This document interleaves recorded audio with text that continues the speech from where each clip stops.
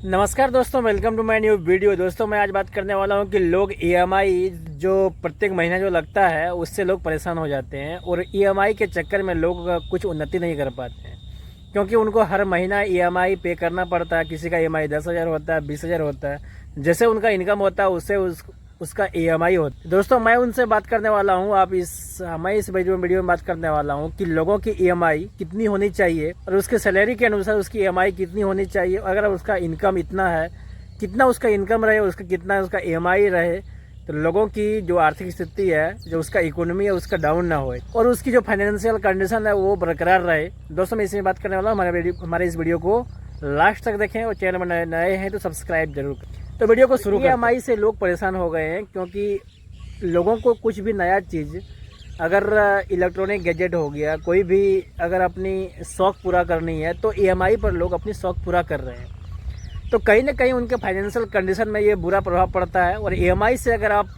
Life style को change करना चाहते हैं तो आपकी जो इकोनॉमी है वो डाउन हो जाएगा, क्योंकि लाइफ स्टाइल अगर चेंज करना है तो आपको इनकम का सोर्स बढ़ाना पड़ेगा। क्योंकि अगर इनकम का सोर्स नहीं बढ़ा और अपने जो मौजूदा इनकम है उनके बेस पर ईएमआई में आप इलेक्ट्रॉनिक गैजेट ले रहे हैं या अपनी शौक पूरा कर रहे हैं, सपने पूरा कर रहे हैं, तो कहीं ना कहीं आपको एक गर्त में जाने वाली सोच। मैं गर्त में जाने का इसलिए मैं बोल रहा हूँ क्योंकि अगर आपकी इनकम है 20,000 रुपये और आप ईएमआई का 10,000 का ईएमआई दे रहे हैं, कोई गाड़ी उठा के ले आए, आप 1 लाख डाउन पेमेंट करके 1 लाख डाउन पेमेंट करके आप 10,000 रुपये 15,000 रुपये ईएमआई डाल रहे हैं और आपकी इनकम है 20,000 रुपये, तो कहीं ना कहीं आपकी जो फाइनेंशियल कंडीशन है वो बहुत ख़राब होगी और आपके पास 1 रुपये नहीं बचेंगे, प्लस परिवार का खर्चे हैं।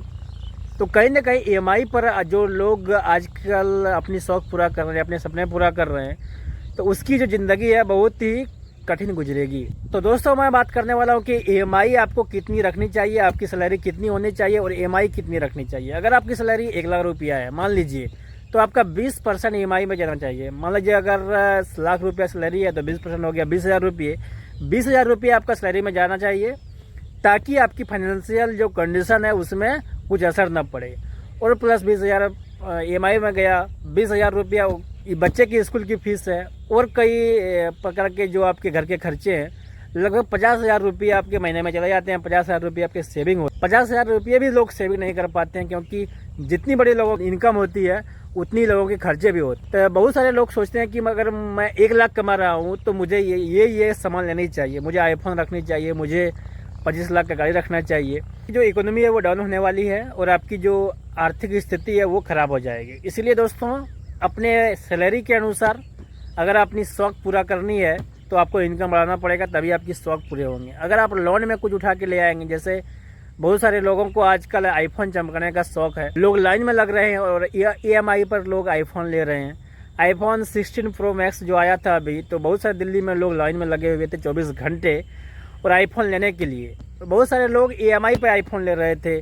तो मेरे अनुसार अगर आपकी शौक पूरा करनी है तो ईएमआई पर न लाएं। अगर ईएमआई पर लेते हैं तो आपकी जो स्थिति है फाइनेंशियल वो ख़राब हो जाएगी। तो दोस्तों लाइफ में अगर आपकी शौक पूरा करनी है, अगर आपको अय्याशी करनी है लोगों को, तो आपको कहीं ना कहीं आपकी इनकम की जो सोर्स हैं वो बढ़ानी पड़ेगी, तभी आपकी शौक पूरा होगी। अगर आप शौक पूरा करना चाहते हैं और ईएमआई के बेस पर, तो ये बिल्कुल गलत है।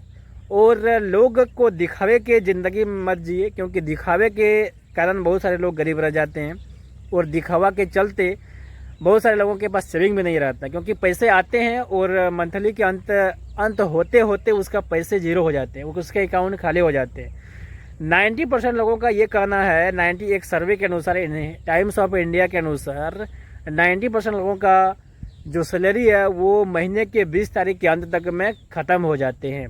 यानी 15 दिन उसको गुजारना पड़ता है एक सैलरी के आने के लिए, उसको इंतजार करना पड़ता है बेसब्री से मेरा सैलरी कब घुसेंगे। यानी मेरा कहने के अनुसार अगर उसका सैलरी बाई चांस 2 महीने 3 महीना बंद हो गया तो उसकी घर चलना भी मुश्किल हो जाती है। इसलिए दोस्तों अगर फाइनेंशियल कंडीशन सुधारना है, फाइनेंशियल एजुकेशन के ऊपर सीखना है, तो हमारे इस चैनल को फॉलो करें और लाइक करें और सब्सक्राइब करें। थैंक यू दोस्तों, मिलते हैं अगले वीडियो में। तब तक धन्यवाद। जय हिंद, जय भारत।